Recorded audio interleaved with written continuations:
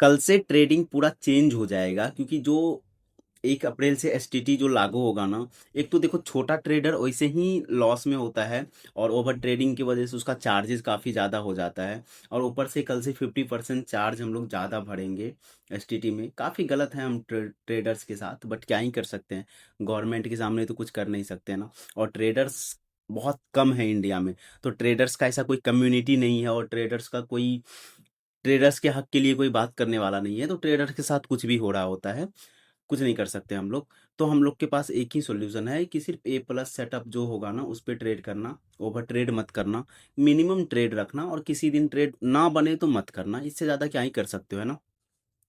कल समझ लेते हैं कि मार्केट में किस तरह से ट्रेड करेंगे हम लोग। देखो, मार्केट जो बंद हुई है ना, कंटिन्यू सेलिंग हुआ है ना, और मार्केट एकदम बॉटम पे बंद हुआ है। बट मैंने आप लोग को बताया कि अगर मार्केट में हॉलीडे होती है ना, तो ट्रेडर्स ग्लोबल सेंटिमेंट की वजह से होल्ड करके अपने पोजीशन को नहीं ले जाते, क्योंकि गैप अप गैप डाउन का हमेशा एक चांसेस बना होता है। तो कंटिन्यू सेलिंग है, बट फिर भी फ्लैट टू गैप अप में हम लोग बाइंग का ही प्लान रखेंगे।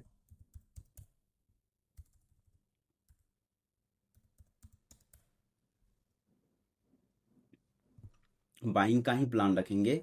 सेलिंग हम लोग तब कर सकते हैं जब market flat, sorry, gap down open हो जाए, है ना।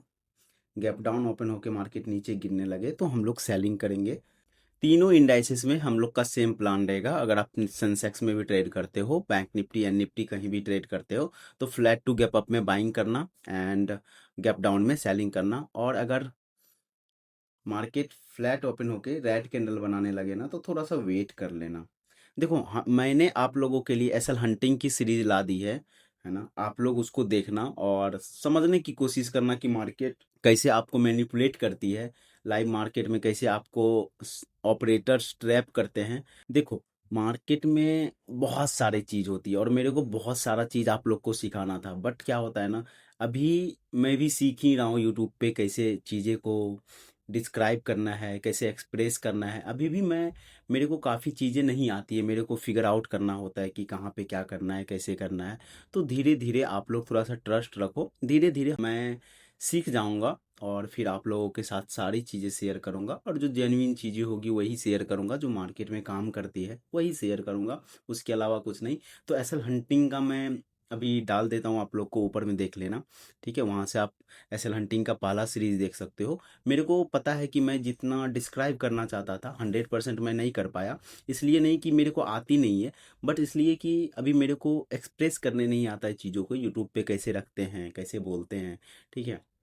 बट धीरे धीरे ओवर द टाइम मैं सीखूंगा, और आप लोगों को अच्छे से सारी चीज़ें मैं सिखा दूंगा। मेरे को चीज़ें पूरी आती है, मैंने 7 साल कंटिन्यू यही चीज़ किया है, तो मेरे को चीज़ें तो आती है।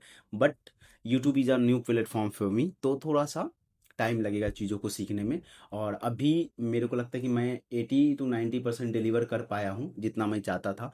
तो आप वहाँ पे जाओ, देख लो, और कुछ डाउट हो तो पूछ लेना कमेंट सेक्शन में, ठीक है एवरीवन। और मिलते हैं कल पोस्ट मार्केट एनालिसिस के साथ।